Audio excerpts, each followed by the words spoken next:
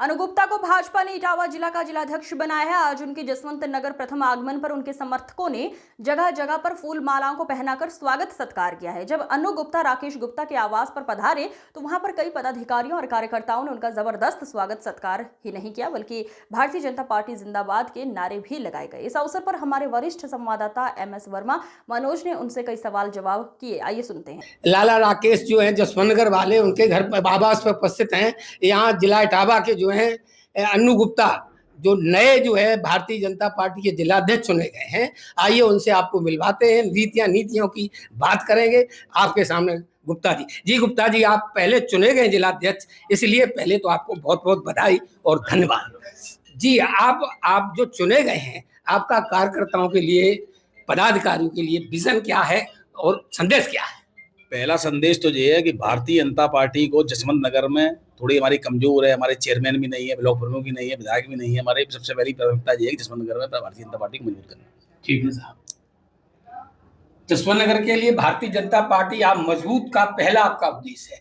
Bharatiya Janata party 10 सालों से शासन कर रही है जसवंत नगर में। अब चूंकि आप नए जिलाध्यक्ष बने हैं इसलिए, लेकिन प्रश्न आप बने हैं, पद पे बैठे, तो मैं पूछूंगा ऐसा एक जसवंत नगर में 10 साल में भारतीय जनता पार्टी का एक कार्यक्रम बता दीजिए जिससे लोग जुड़ सके। बताएं।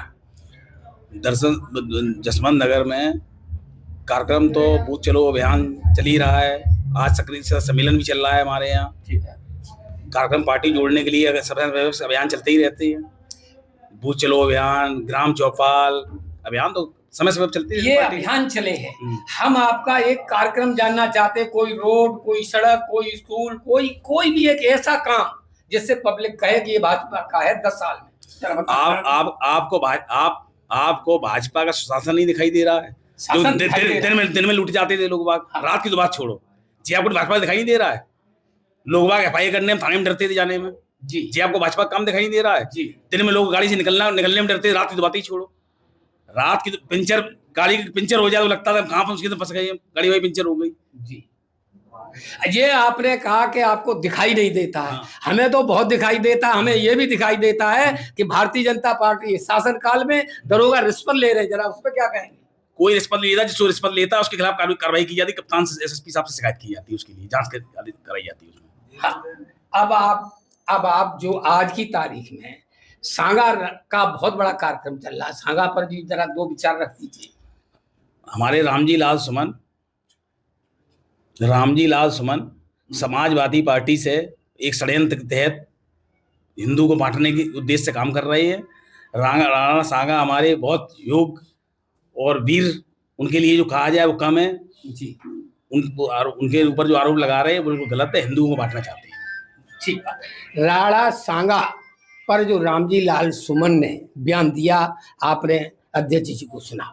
अध्यक्ष जी से हम एक रिटर्न प्रश्न पूछ रहे हैं, क्या समाजवादी पार्टी ने एक रामजी लाल सुमन को मोहरा बनाया है, जबकि उनके परिवार में कई लोग सांसद थे, उनसे ये बयान क्यों नहीं दिलवाया गया? आपके क्या विचार है? क्या कहेंगे? अब रामजी लाल, अब उनसे तो पहले यही पूछो कि बहन पूर्व मुख्यमंत्री मायावती जी के साथ उन्होंने क्या किया था समाजवादी पार्टी ने? तब वो दलित नहीं थी क्या? आज वो दलित चिल्ला रहे हैं कि हमारी पूर्व CM दलित नहीं थी या दलित की नेता नहीं थी। क्या नहीं थी बताइए? दलित की नेता थी जी। तब तो दलित समझ में नहीं आ रही थी। तब दलित समझ में नहीं आ रही थी। आप अपने विचार रखिए, विचार रख दीजिए जी। अब ये ठीक है, आपने सुन लिया। अध्यक्ष जी को एक लास्ट प्रश्न और पूछेंगे कि वक्फ बोर्ड चल रहा है, चूंकि अब कानून बन गया है, तो वक्फ बोर्ड में मुसलमान भयभीत क्यों, डर क्यों रहा है? जरा उसको थोड़ा सा डेफिनेशन। वक्फ बोर्ड में इसलिए मुसलमान बच रहा है कि कोई भी जमीन डली हो, कहीं भी किसी की भी हो, उन्हें वक्फ बोर्ड की जमीन है जी।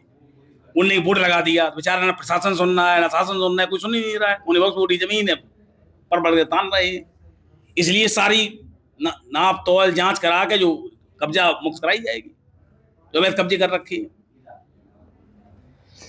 आपने बता दिया कि वक्फ बोर्ड का क्या मैटर है। वक्फ बोर्ड एक ऐसा कानून अब पहले था जो कांग्रेस ने किया था, उसमें कि कांग्रेस ये लाई थी कि वक्फ बोर्ड की सुनवाई, जो जमीन पर कब्जा वक्फ बोर्ड कर ले उसकी सुनवाई किसी भी कोर्ट में नहीं की जा सकती थी। भारतीय जनता पार्टी को कांग्रेस का जो नियम था वो वो हटा दिया है। अब वक्फ बोर्ड की भाई कानून में कहीं पर भी ये तो सुनाई का तो मौका मिले, जो वक्फ बोर्ड ने किया गया है भारतीय जनता पार्टी के कार्य में, वो आपके हिसाब से सराहनीय कार्य है। नमस्कार, धन्यवाद।